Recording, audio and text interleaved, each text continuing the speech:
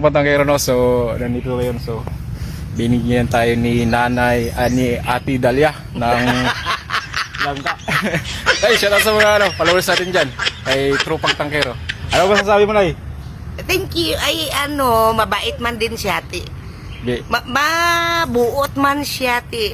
Ginatagaan ko man siya, Dahil si nanay mabait sa atin. Mabait siya sa mga sundalo, no? Mga Mabait katangkero. ako. Mabait ka, Nay. Salamat, Nay, sa Salamat sa blessing langka, no? Oo, So, magkain man ako mamaya niyan. Luluto natin si nanay kung paano. Patikim natin sa kanya yung lutong Bisaya. Ilongga si nanay. Yan, ilungga ako. Ilongga ka, Nay? Oo. Sige. Ilungga ako, Ilongga, gali.